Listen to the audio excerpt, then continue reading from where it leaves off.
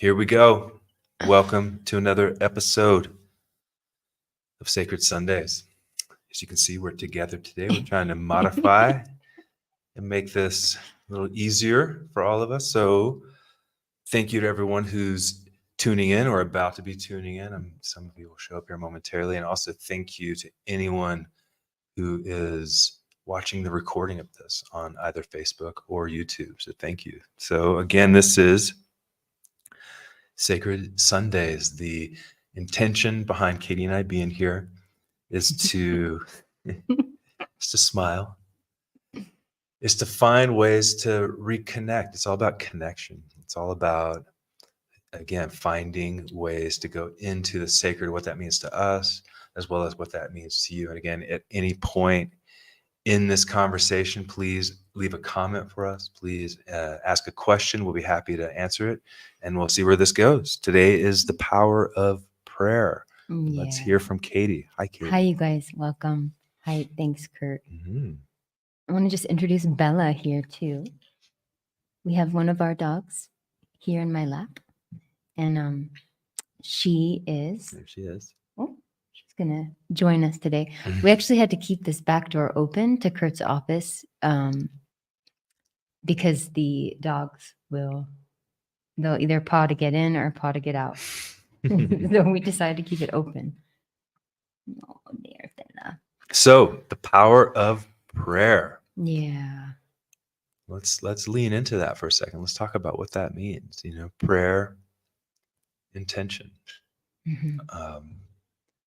One thing I wanted to bring up, Katie, is oftentimes prayer comes up when we're feeling bad or feeling sad or feeling a need or a lack, but yet really it doesn't always need to be that way. Prayer could also be showing up and being grateful for what we have. Mm-hmm. But it's usually when we desire something. But why is that? What do you think about that? Well, I think for a lot of us, we have access to these incredible gifts and superpowers and a profound support network at all times. And a lot of us can weave that into an understanding of creation or into maybe a spiritual understanding or religious, to say that that's associated with God, Right. This life force energy that's around us. And for me, I see it as kind of a blend of the life force energy that's around us as a benevolent, caring force, like a force that contains consciousness, but also as energy. Like there is this energetic network of flowing molecules and vibrations and electricity that's surrounding all life. And I think prayer is both. I think it's both tapping into this benevolent response. We're seeking a response. Maybe we feel alone, and so we need to be reminded that there are greater forces than us who we have the permission to interact with, but also the worthiness. And as far as it being energy, we can, with the power of our minds and intentions, we can transform an experience. We can help hone and focus energy, And I think prayer is all of the above. I think it's really powerful. And I think sometimes we don't know enough about it to really deem it, functional or not. I think it's mysterious because we as a species haven't evolved to a place of really understanding how life works. When we do, I think we'll have a much better idea of why prayer is so powerful. Right. And that's an interesting point that you bring up. Prayer is mysterious. It's not so much, science will often dismiss something like prayer, probably because they're like, no, it's not rooted in a foundation of a scientific thing. Yet, time and time again, I'm sure we can all agree, we see the power of prayer when we center ourselves and we connect with that energy that you're talking about. Mm-hmm. Powerful things can happen. Another question would be like, you brought up the religious aspect of it. prayer is often associated with Christianity or different forms of dogmatic religion, whatever it could be, yet it's beyond all of that. Mhm. It's something way deeper and way more connected than religion. Religion likely just adopted that, Mhm. but also giving you a focal point of who you're praying to. That's another question. Like when we pray, Yeah. who are we praying to? It's not Mhm. necessarily an entity, yet that greater energetic body you're talking about could be an entity, you Mhm. know? And I think for many of us, we have, whether we need to know who we're praying to, whether that helps us feel mm, feel the potency and feel that mm, that it's actually going to do something if we can direct our focus to someone or something. I'm praying to this being, that gives people a sense of confidence in engaging in prayer. Although I think it's also really powerful to, again, work with that, allowing yourself to connect with the life force energy. You could see it as energy. Some people say the universe, but I think there is this.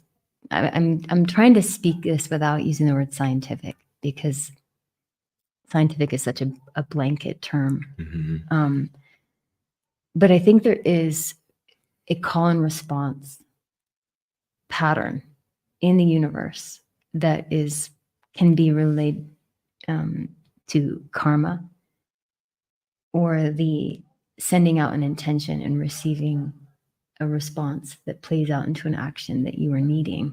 As if there's an empty space, I'm praying for something to fill the space. I'll put out my energy and my thoughts and I will infuse my energy into this little sphere, and I'll send it out, and then something comes back. Right. And so whether we're directing our prayers to a single being or group of beings, whatever it is, I think it has a lot to do with just the call and response nature of the universe.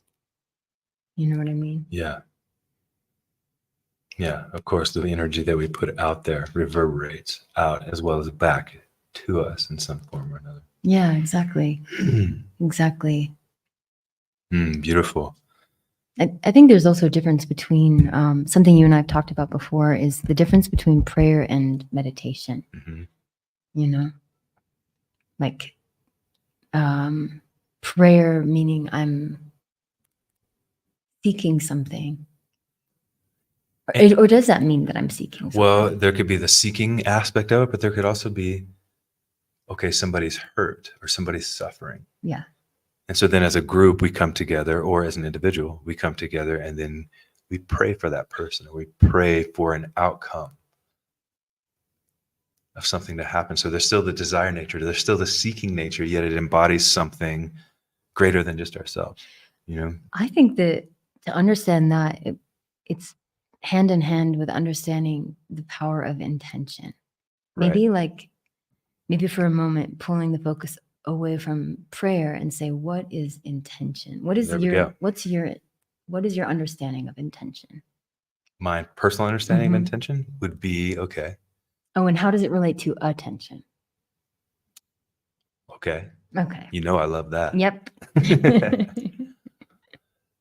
The most powerful thing in the universe would be our intention. And I think it stems on exactly what we're talking about here. When you put your intention behind something, so, okay, intention, your desire, your willpower.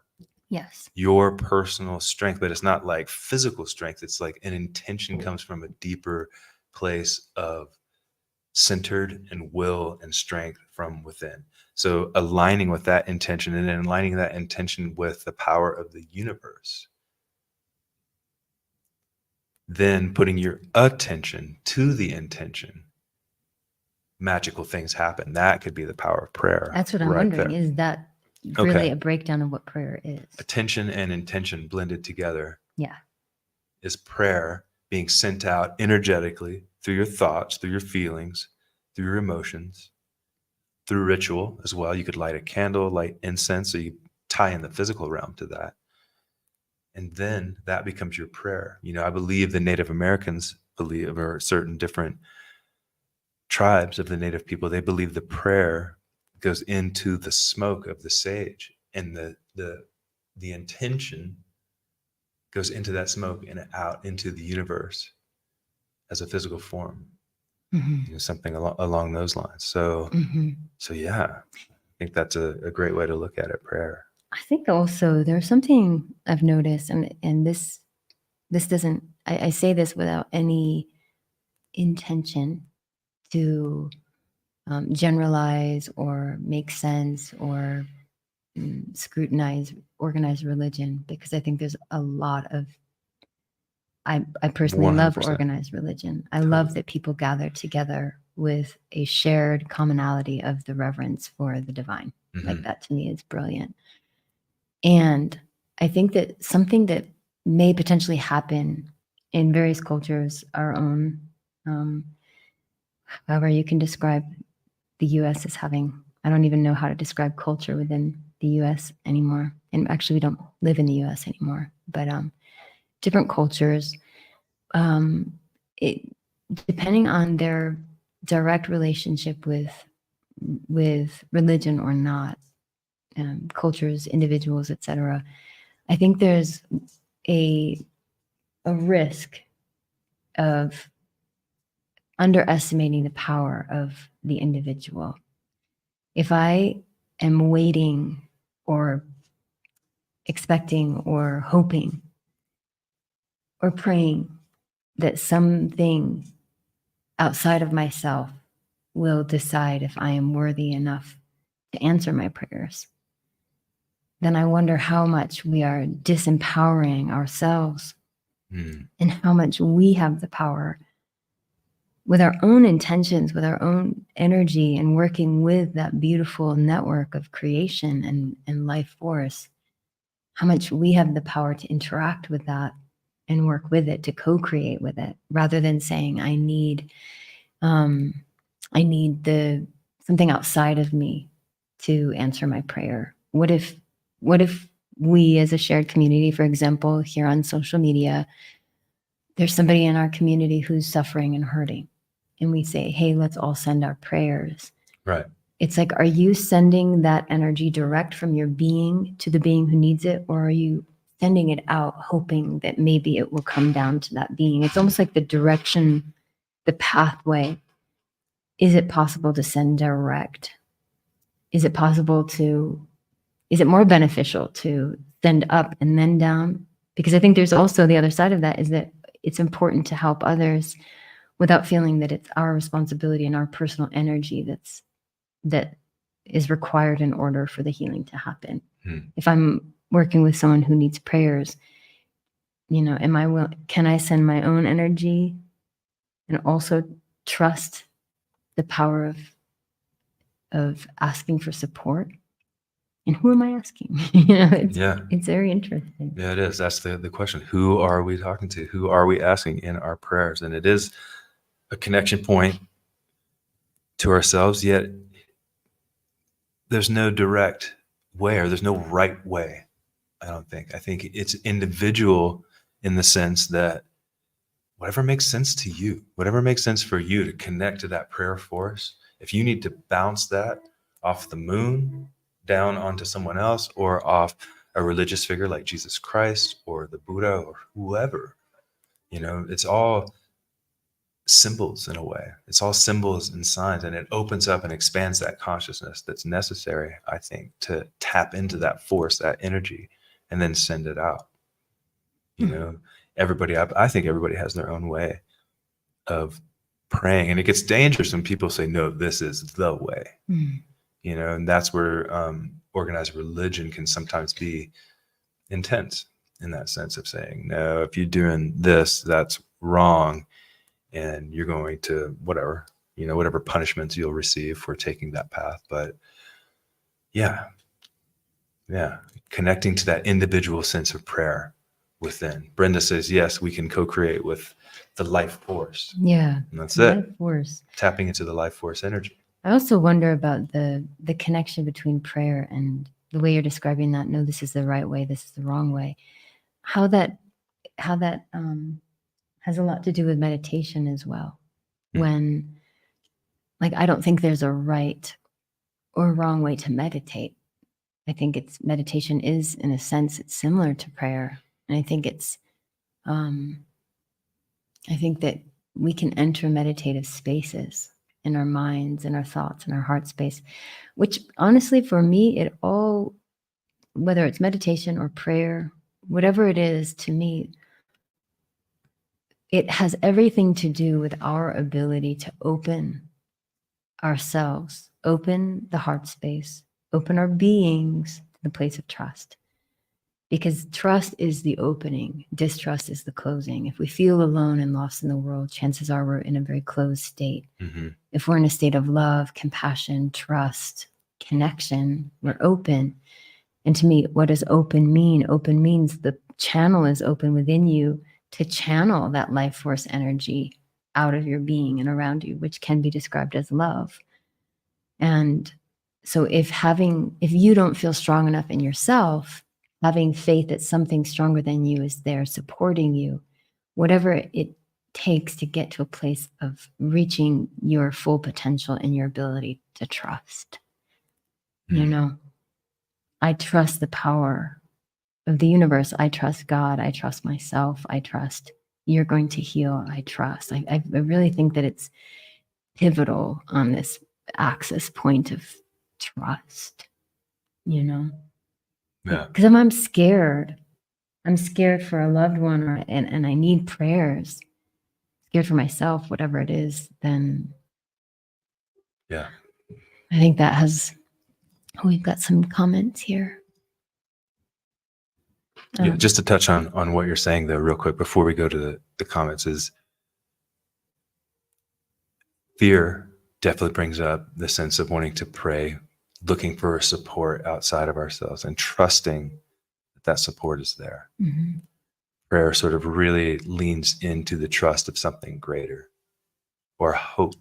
Or just the essence of trust. Mm. That's what I'm saying is, what is trust? Like, how can we interact with prayer, meditation? You know, prayer to me is a very benevolent act with intention for benevolence. But benevolence, I think, is directly connected to goodness and love.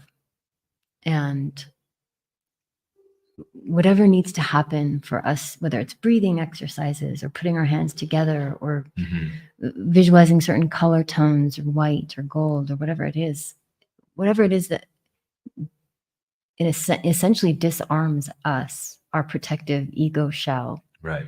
enough to allow for the opening where the divinity of our own spirits, the radiance and the power of what's within us, can have the full potential it needs in order to activate and then move outside of our beings to help in the activation of the world around us. Totally. Whether it's something outside of us or just a greater part of ourselves, when we crack that ego shell or set our egos aside, then we step in to that power. Yeah, because I believe that the ego is a lot of distrust. I think that and insecurity. I don't think we're born with these thick, hard-shelled egos. I think I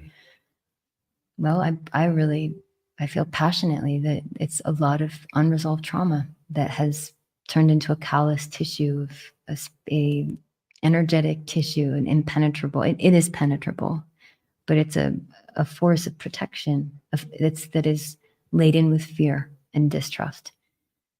And in that place, you may feel alone, like you are alone, and you don't have the support you need, and you, et cetera, et cetera. But when you pray, essentially you are opening that ego shell, you're opening a space, and you're then infusing your intentions and your attention, you're stepping into your power, you know? And there's an element of vulnerability to that, I would say. You Yes. have to like set aside that shell, that exterior strength, and be vulnerable to receive.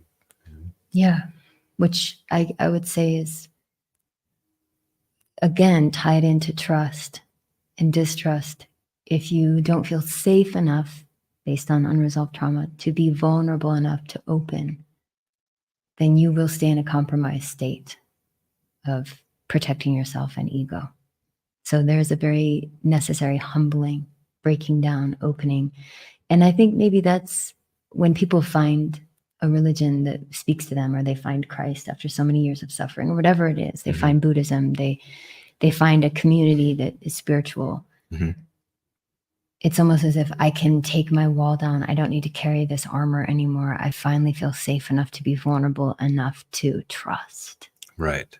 Which, tying that in, this morning as we were discussing what we should talk about today, I thought, well, what's really up for me right now? We were talking and you were saying, well, working with people with addiction has been really up for you right now. And I said, it's true. I've been really passionate about helping people with addiction. And to be honest, you look at the basics of organized Alcoholics Anonymous, or the work that I do, or working with a therapist, if someone's trying to recover from addiction, it's really allowing them to feel safe enough to trust that they're not alone, and to believe in something greater that they are deserving and a part of, in order to step into their power, in order to open their hearts, activate their superpower, and believe that it's possible to heal. Great. So it's spiritual in a way. It's a spiritual connection. And a lot of those organizations that work with addiction, they work with it from a spiritual point. So I think it's which means what it means, tapping into something greater, giving you a sense of power and belief, either within yourself or in something else that pulls you in a direction that expands you out of that state of constriction. Yeah. Something like that. Yeah. I mean, because if we just pause there with addiction and say, what is addiction? It's unresolved trauma, getting to the point where you needed support, didn't have your needs met, live in a suspended state of need and shame and grief, etc., but have learned to protect yourself with the ego. So you've built up this thick shell of protection, and then go through these stages of being defensive, and now you're suffering because you've stepped so far away from consciousness. In order to get you back home to consciousness, it will require you allowing yourself, even if it just means gentle interaction, just with the frequency of trust, of feeling safe enough to look at the truth of what you've been through and feel your feelings. And there is this profound, I just feel like God lives in our hearts. Like that is God. I want to say right now that the term God, it's one that we use, but I also didn't have, God wasn't a trigger word for me growing up. So as I use that word, I mean that for you to insert universe or the divine. I often say the divine. I think that's less triggering. But the divine lives within our hearts, that it's up to us. It's not like the divine lives outside of us and we're praying, hoping that maybe we can make contact. The divine lives in the center of our beings. We are the divine. So if you have found yourself in a place where you built so many walls to separate yourself from the pain, and meanwhile learn that you've separated yourself from yourself, which means you separated yourself from the divine, because that is the center of yourself. That's it. Then the work is you learning that you're safe enough to become vulnerable enough to explore what it feels like to trust.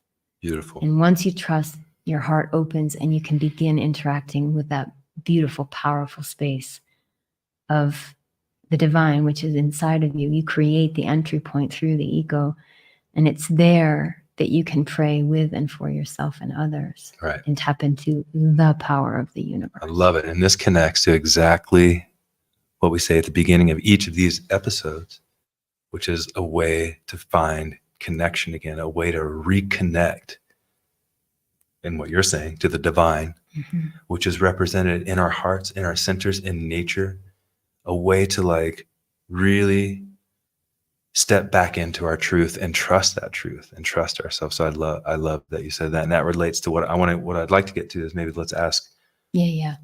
our Perfect. listeners, our watchers out there, how do you pray? How do you connect? Like, in what way, what does prayer mean to you? In what ways are you able to access that and like express that? Perhaps it'll inspire us in more conversations here. One thing that Brenda Thompson said, I think we connect to the source with love. Can you highlight that comment? Oh yeah, I can do that. Is there any way you can show everybody what Bella looks like right now?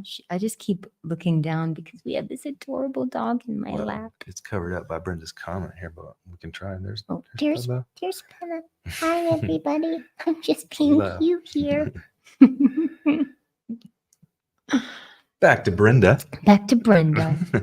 I think when we connect to the source with love, it Yeah. opens the channel, which is exactly what Yes, you were really just saying. exactly. When we connect to the source with love, it opens. Love is associated with the heart, right? You were Mhm. talking about getting into the heart space. Yes. Yeah. So it's that. Yeah. So the channel is within us. We have this beautiful, I call it the heart portal. That's a term I've adopted over the years because it does feel like a portal, but a portal to what? To the mycelial network of interconnectedness and life force energy that fills the entire universe and exists in all living things, you know? Yeah.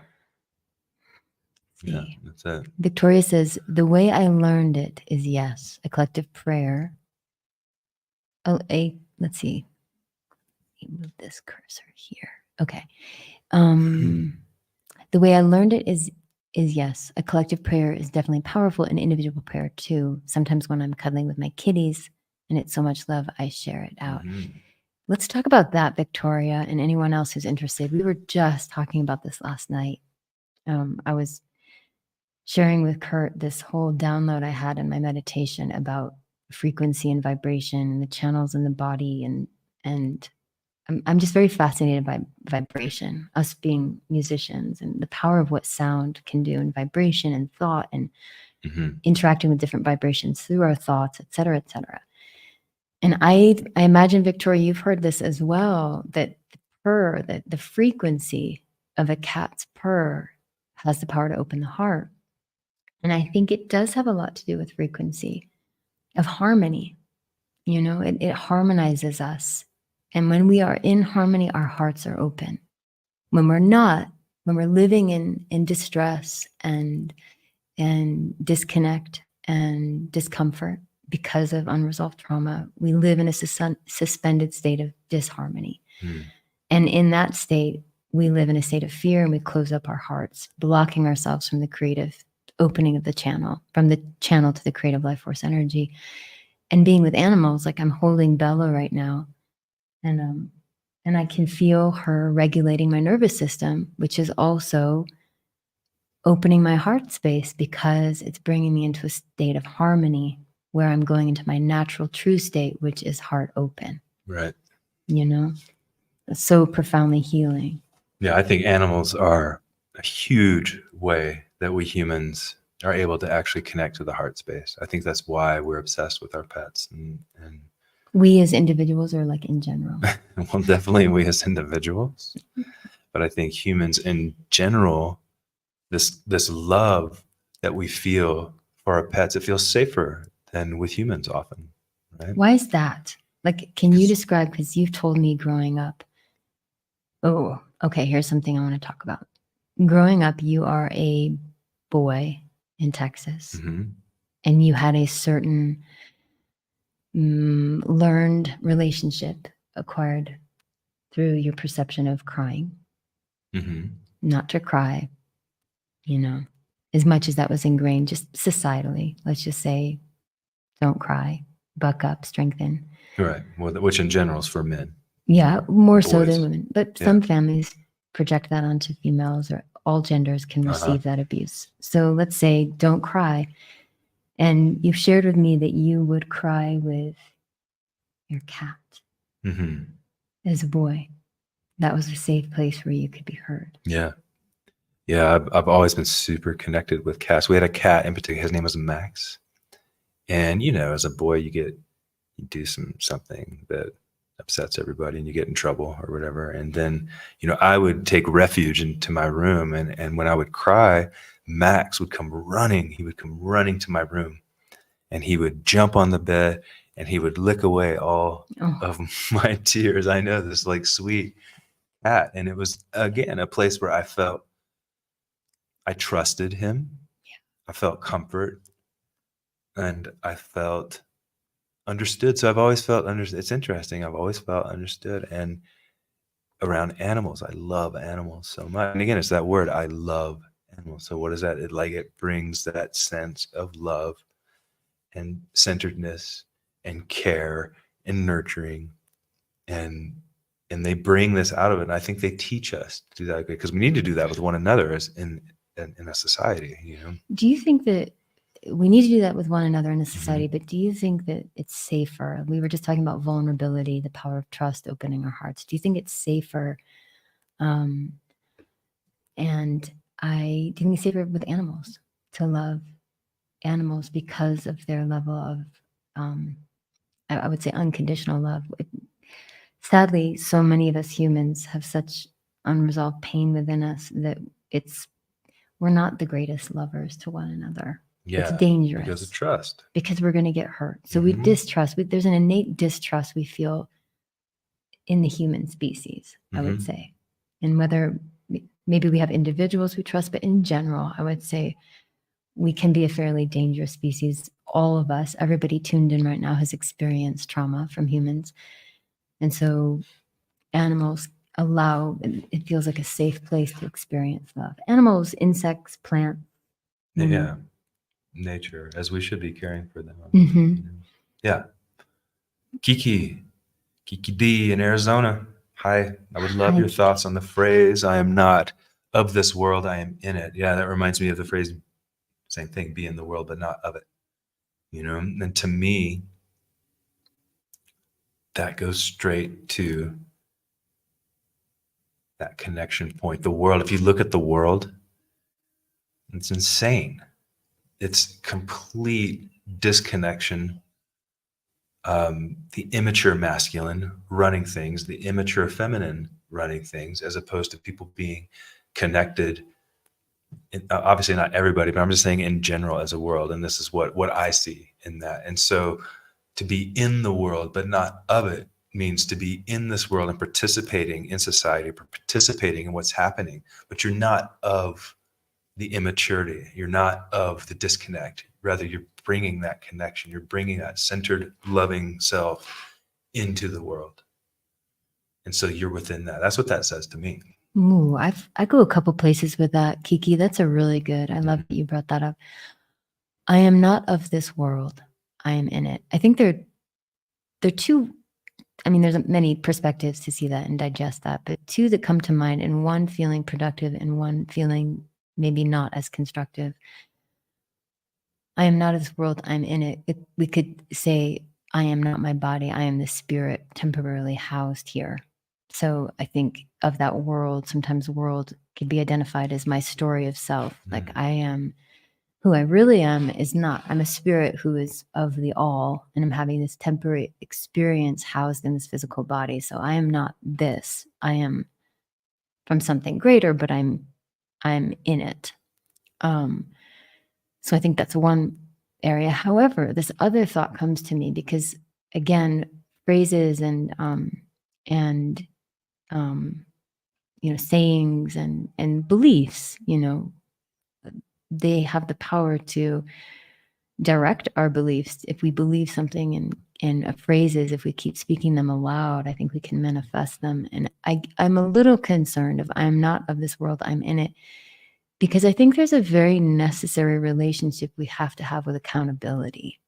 And I feel a little bit apprehensive with that phrase, I'm not of this world, I'm in it. If that were to somehow lend itself for them to excuse themselves of being accountable for the world that they are in.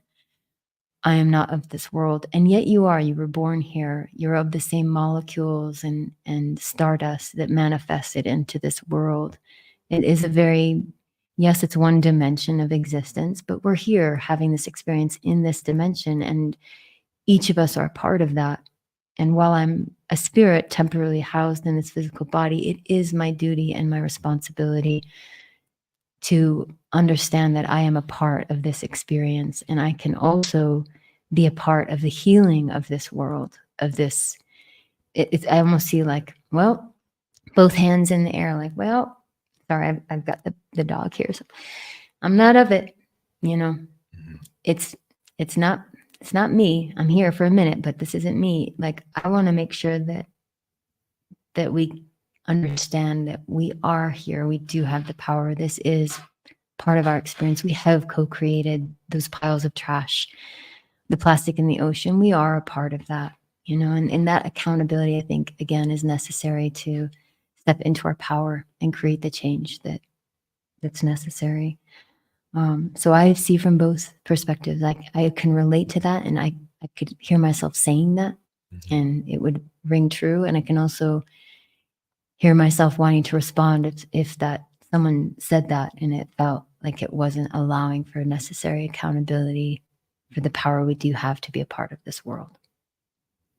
Mhm. Very nice.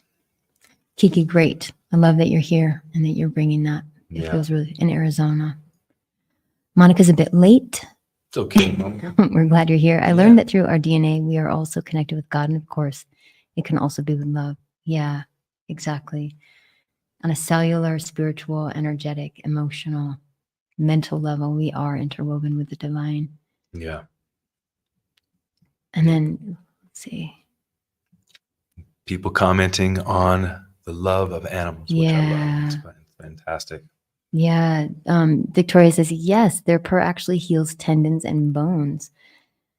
Victoria, I feel like you might want to tell us more about that, because that is really intriguing. Victoria knows everything about cats. She He's is a the cat cat lover. lady. Okay. Oh, Nechama is here from Israel. Oh, Yeah. Victoria says, I haven't found that unconditional love in a person yet. My grandmother came close, the older she got, especially. Isn't it interesting? I think of, I can relate to that in that my mother has advanced dementia. We were her caregivers for 9 years, and she's currently at a beautiful sacred center, which is one reason we moved here to Mexico, is to make sure that she had the highest quality care. And being in her presence, like, is being around the essence of spirit of the divine. She, yes, she has tendencies, you know, she's confused. The mental body is still ajar, but she's being around her is like being around a beautiful animal.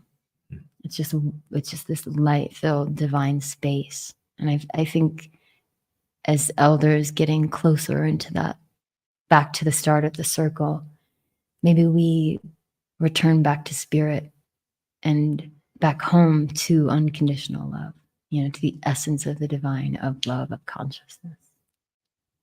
Yeah. Yeah. Beautiful. That when you talk about elders getting back closer to as the circle completes, it reminds me of the four directions. You know, where you have the south, the west, the north, and the east, you know, life beginning in, it's interesting because it begins and ends in the east in a way, but yet youth is represented by the south, that summer, vibrant youth, vital force, like pushing outward, right? Interesting, right. Then we had adolescence going to the west, gets a little more serious at that point. You know, we're not a child, we're not an adult. We start to really feel, right? The heart breaks. There's a shattering usually in adolescence, and we go deep within that contemplative spirit. You know, we walk the west path. We go into the darkness. The sun sets in the west. We go into the darkness at that point. Then we become an adult. The north. Responsibilities kick in. Taking care of the community, taking care of those around you, sacrificing things for yourself to take care of those around you. And then finally you hit the east, which comes back around in elderhood, wisdom. You know, the creative spirit kicks back in, a spiritual essence kicks back in at that point. So the circle comes around as people become closer to the completion of the cycle, this spiritual essence kicks back in, that connection again to something greater, because maybe because we're getting closer to that, we start to think about that more. I'm not sure, Interesting. or we just naturally start to embody it, like what you're talking about with your mom. That reminds me of, for anyone who's seen these beautiful sacred Hindu paintings, in the Bhagavad Gita, you can see a picture of it, and Oh it's yeah, the cycles. the cycles, and it reminds me, as you're speaking of the four directions, of that painting that is depicting being, crawling and being Right. in the fetal position and being such a young, fresh being in body who needs support in order to stand strong, and then moving into midlife and being powerful and strong, and then slowly returning, Right. completing the circle and coming back. Yeah. Mm. Yeah, it is a spiritual experience for sure. Let's see. So, Brenda says, animals have such a pure spirit. They are non-judgmental, easy to love when you are not judged and in fear. There you go. Judged and in fear. Humans. That's exactly what we're talking about right there, is how that relates to prayer. For a lot of us, God or the being we pray to, Jesus or Buddha, is a symbol of unconditional love. The Holy Father or someone, the mother, Right. which I would say embodies an understanding of infinite compassion, forgiveness, and love and care. For me, I say divine nurturance, often divine mother nurturance. It's just this holy realm of infinite love, benevolence, and compassion, and feeling held in that. Yeah. Feeling held like we deserve to be a part of, that we are worthy of forgiveness, that we're worthy of receiving care and compassion, that we are loved. I think that opens the heart to know that we're loved. Totally, which is why, the power of Jesus as a symbol represents all of that compassion, love, non-judgmental, like just freeing yourself and connecting to the divine. Whereas animals do the same thing. I love it. Animals have the Christ consciousness. That's what we're getting to. Yes, exactly. That's it. Hi, Anamika. Mika, I feel that the power of prayer is truly at its most potent when we totally surrender. That's exactly it, Mika. That's what we're saying, like, what does surrender mean? If we tie that in, Mika, to addiction, something we were just talking about is, in order to heal, we have to completely surrender. And that means the whole ego, that is this contrived, callous buildup of thoughts, fears, and distorted beliefs of who we are or what's wrong with us, or being unforgivable or being broken or bad, whatever it is, that we have to surrender. And to surrender does mean being vulnerable and to completely let all of that go. Because at that point, we step into our own personal power. We open the channel to the divine and start interacting with really high frequencies, very powerful, potent frequencies. So I love that you said that, Mika. The surrender, that's part of it, I think, is to surrender, to lean into the distrust, to the pain, and find some way to trust enough, to be vulnerable enough, to choose love, to open the heart portal, to tap into the divine within. I mean, I'm curious, Kurt, for you, have you ever, in all of your work with meditation, you meditate daily, you've worked with plant medicine and psychedelics for 30 years, had many vision quests, you're trained in traditional, however traditional it can be, rites of passage. Different cultures have their own rites of passage. But have you ever had a moment where you had a realization, where you almost remembered oh my God, I forgot about life everywhere. I forgot that I have the power of the divine within me. Oh my gosh, I felt so alone. I keep forgetting. It's sometimes through meditation or through psychedelics, something to help remove the veil that's the veil of the ego, keeping us separate from hearing. It's almost like in those moments, we become aware of that life force energy, of all of that guidance and wisdom and truth. And it's not like in those moments we had a visitation, but sometimes, or we might, but in those moments, have you ever found that it's more of you having an aha moment that you had the door closed Yeah, I and think couldn't hear? I think the proper word that you said was off the top. Remember. Mm-hmm.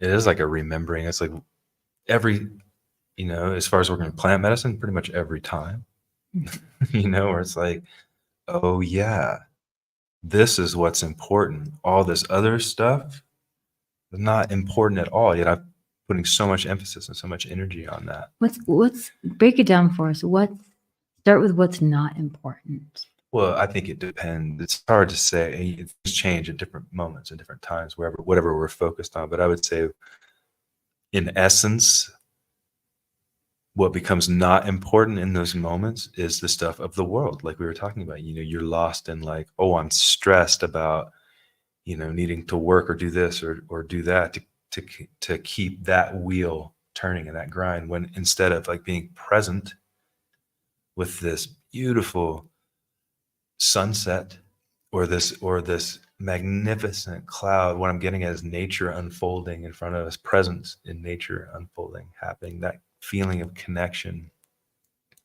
to the greater is so important because it expands everything as opposed to this narrow view of survival in the world. I guess that kind of connects to the be in the world but not of it in a way, and perhaps that's what that is getting at. These things become important in those times. Vision quest, fasting for days out in the wilderness, suddenly you really remember things way back in your past, things that you love about yourself, things that you've forgotten, that you've buried, calcified. We've talked a lot of times about being calcified, not in that flow state. And these things allow you to like flow and move and breathe and feel connected as opposed to disconnected. Yeah, we forget how connected we are. It's almost when someone is trying to find connection or trying to find hope, or they're at the deepest, darkest depths of suffering, it's just a matter of remembering. Yeah. Remembering the truth that you're not alone. Yeah. Remember. What is that word? Remember. Remember. You exactly. Know what I mean? Like putting that piece of ourselves back together and feeling whole again. Yeah. There's some, I want to hover over Brenda's question here, bringing prayer to heal, but I also want to just speak to Monica, to just speak, we've been talking about animals and just Monica, the trauma that you've been through with your stepfather killing your cat with a baseball bat. What? And that is so profound. That is so profound. Such profound trauma. You were 17 years old. I'm so grateful you're talking about it. A lot of people, I know someone, I was leading a pet grieving circle a few months ago. I just had so many friends whose pets had passed away around the same time. And so I just asked if everybody wanted to meet together for a video call and talk about their pets. And one woman shared actually a stepfather who did something similar to her animals. And it was so traumatic that it was hard for her to speak about it. And I think it's important in resolving trauma to speak about it, and to learn to trust again. So I'm grateful you're talking about those traumas. And I imagine there was a lot of healing. Yeah, I bet you did. That's just absolutely 100% heartbreaking, Monica. Yeah. I'm going to say, let's all send a prayer to Monica right now. But let's first read Brenda's question and then send a prayer to Monica. Brenda says, how do we bring prayer to heal? Is it a way of getting our consciousness past the veil? Do you want me to take a go at that first? Yeah, sure. You know what I would say, Brenda? What is the veil, first of all? To identify the veil, I would say the veil is the ego, which, in my understanding, the ego is a built-up wall, a layer of fear and pain and constriction, contraction, from all of the painful experiences we've endured in our lives.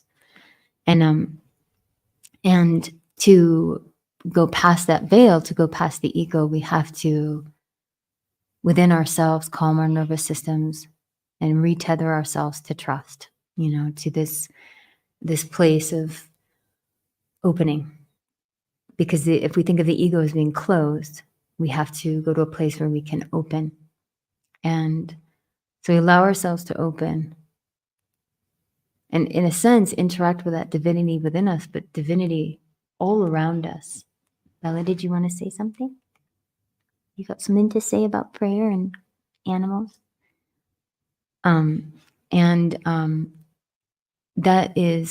That essentially is allowing consciousness to move through unconsciousness, because that ego is symbolic of unconsciousness. It's the way we unconsciously protect ourselves. We build up these stories of who we are. We get enraptured with, false, we illuminate false needs, thinking that money and popularity and et cetera, is important to us. And that all becomes part of this thick layer of the ego. But with your intention, like we were saying earlier, your intention is this desire. Let's say your desire is to help someone heal, and you infuse it with your attention, as Kurt was saying. So your attention would be your consciousness, because when you tend to something, you direct your energy, it's consciousness you're directing. So allowing yourself to calm, recognizing the constriction within your own being, and sit with yourself for a moment to allow yourself to feel relaxed enough to let your guard down, to take off your armor, and then allow yourself to open to a place of allowing your intention for healing to be infused with your attention, and almost see it. I often see consciousness like the sun. If this is helpful for you guys, and unconsciousness is cloud cover. And it's not that the sun went away, it's that the clouds are blocking the sun. And so if you also look at that as unconsciousness being cold, or a temperature that needs heat in order to transmute, then allow your vision, your attention to be the sun beaming into that cloud cover of what's blocking you, your ego, your fears, your constriction, and then burn a hole through the clouds with the sunlight. And imagine divinity being in the center of your being, God, and you're just allowing yourself to relax so much and focusing on the opening. I often visualize around the heart space, this opening, and then I allow that light to burn through the clouds and emanate from my being. And then I visualize that the source of that light is infinite light, and so there's enough to share with everyone in the world. And then being that light, witness all of the light and the life force, the light force around you, and then visualize that showering someone and coming from you, but you are one ray of that light. It's not your job to heal someone else, but you are one ray of that light coming and reaching that person, and they're surrounded from all sides. I hope that's helpful. Yeah, beautiful. Monica, can we just send you? Let's all do that. What's our time? We're probably coming to the end here pretty soon. Yeah. Yeah. Let's just test it out. Can we do that? Well, of course we can do that. Okay, let's visualize Monica, who dealt with a lot of childhood. I imagine if your stepdad treated the cat like that, then you also received quite a bit of abuse. And this can be for Monica, but it's also for all of us. Yeah. And it's a practice of, as Brenda's talking, bringing prayer to heal, finding a way beyond that veil. Yeah. And then with our attention, in this case on Monica, but also for healing in general. And for all of us who, I'm looking at these names, I know many of us who have dealt with hardcore childhood abuse and times in our lives where we had to build that wall around our hearts in order to protect ourselves. We couldn't be present. We've found addictive tendencies as a way to supplement, where we didn't feel safe and comfortable. All right, so let's do it. let's do it. Mhm. Let's go into the prayer space together. And what we're going to do is relax our bodies. So often we don't relax because we don't feel safe. We've learned to protect, and with that protection comes constriction and the tension of our physical bodies. So as best you can in this moment, allow yourself to bring your awareness to where there is tension, and without judgment, just bring your awareness, your consciousness to that tension, and recognize compassionately that tension is there to protect you. That tension is there to say, I don't feel safe. I need to be on guard. I need to keep myself protected. You don't need to do that right now. You are safe. You are safe to relax your body, close your eyes, and welcome a full breath in, all the way filling your lungs. Exhale, and as you exhale, allow yourself to be even more comfortable. Meaning, allow yourself to know you're safe enough to relax.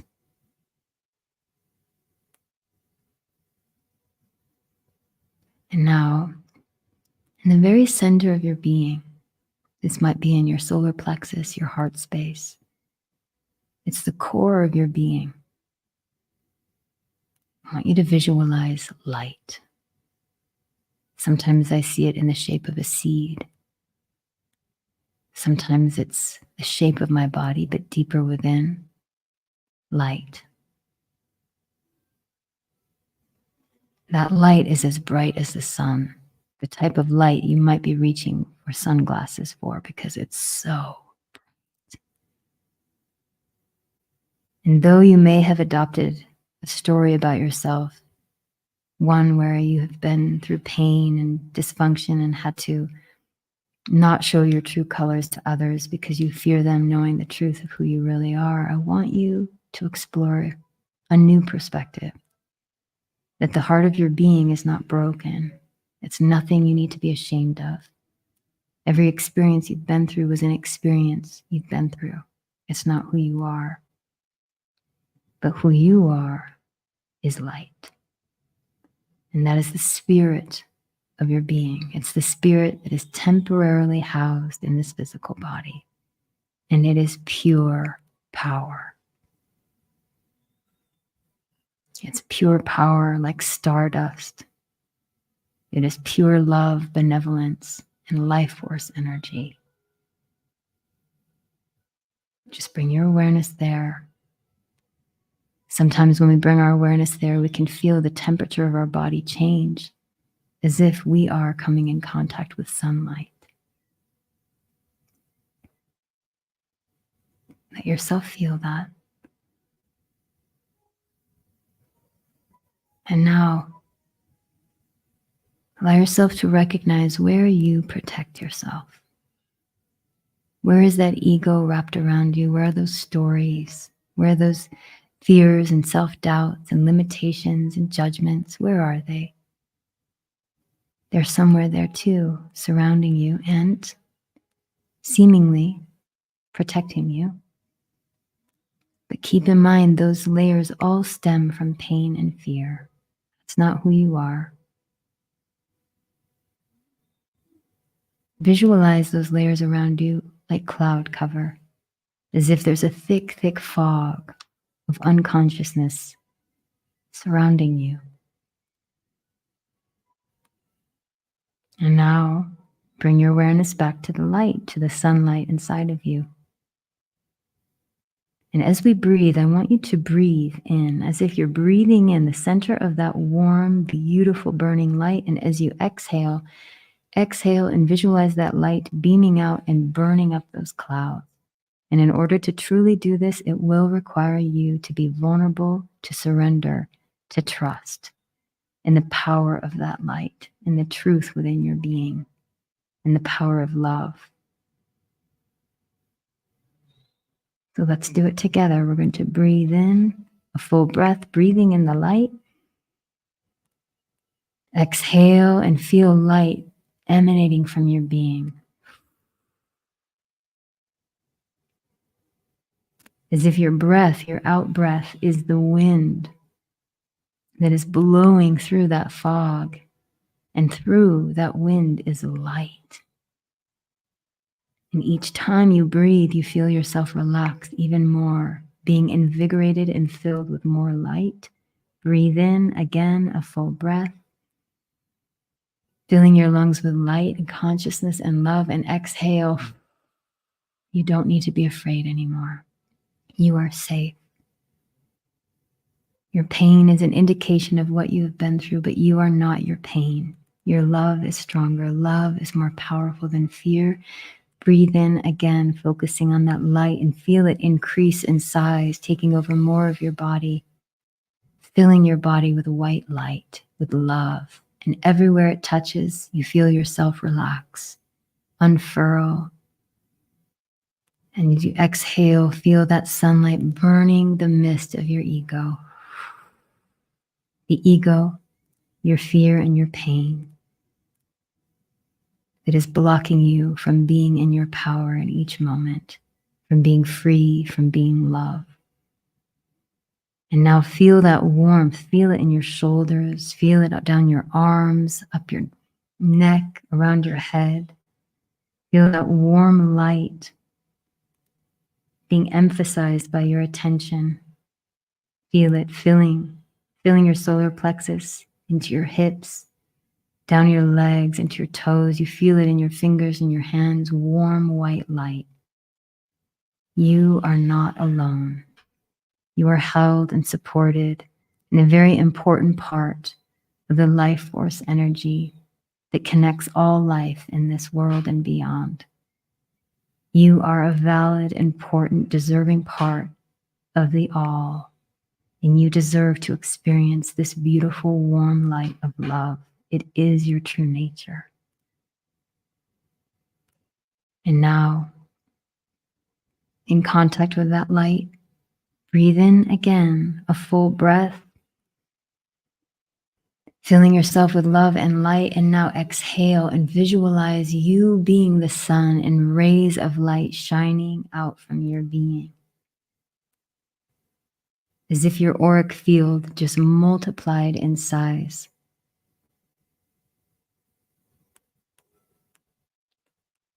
And bring your awareness to all of us here on this call together and beyond. There are some of us on this call, but there are many, many, many beings in the world. And sometimes I feel it from my spine. I feel this warmth and light, this trust and benevolence, with desire in your heart and intention in your heart, not from your lips, but from your heart. Feel it in your heart. You can speak your prayer as if your intuition has a voice that you are speaking. And bring your intentions to infuse whoever it is that you wish to send prayers to. And allow the goodness of your soul to beam through that intention and shine out through those rays of light. And feel your rays of light connect with all of our rays of light. We are all ignited.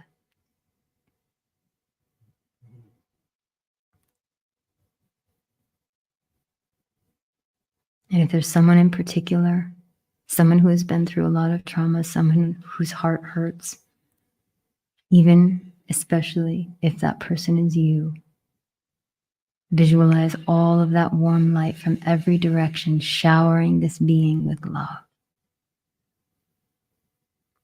And if you find yourself doubting or questioning if this works, bring your awareness to your distrust, breathe into it, recognize that your distrust comes from your own pain and fear, have compassion for yourself, and return to love.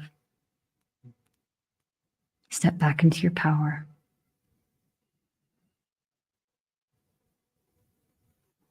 This is healing.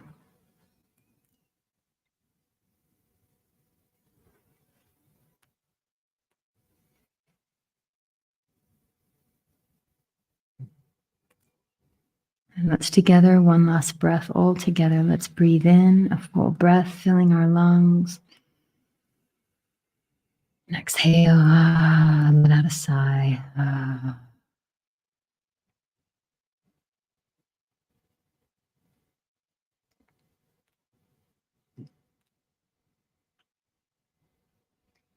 Beautiful. Thank you, Katie, for guiding us on that.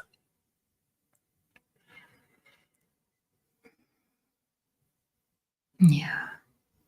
And in that whole, it was interesting. That was a meditation blended With prayer. with the prayer. So the two interweave, you know. Mm-hmm. But I felt that was a way. I think what Katie offered us there was a way to get past that veil, the clouds, right? The veil, burning through that veil, to use that, be that light and send that prayer out there. So that was beautiful. Thank you so much for that.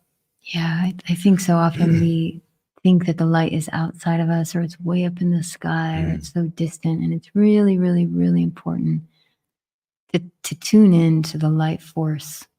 I say light force of your own being, of your spirit, of the true nature of yourself, because you are part of the divine. You have direct contact with that superpower of love. And sometimes we lose track of it. We forget, you know, but that is the healing force. That's what can help us heal ourselves and one another. And that is the power of prayer. Power of prayer. Right there. We came around. We tied it in. Yeah. Did it. Thank you. Thanks, everyone. Yeah, thanks for tuning in and, you know, for being with us. Again, this is a space for connection, reconnection, remembering. I love that word now, you know, to remember, become whole again, you know, connected to all of our bodies, body, heart, mind, and spirit. Yeah. Yeah. So thank you so much. Yeah. Thank you, everyone. Yeah. This will be recorded. If you need that meditation, Kurt has all of these available on your YouTube. On my YouTube channel as well. There's connection to the YouTube channel at my particular website, themusicandthestars.com, where you can also learn more about what I'm up to, what I'm doing out there to reconnect, as well as we have Katie here at her website, all of the magical and powerful things that you are doing. And so please reach out to us anytime. We're here. We love you. And yeah. Thanks, everyone. thanks for being Until here. next time. Love you guys. Thank you. Bye-bye.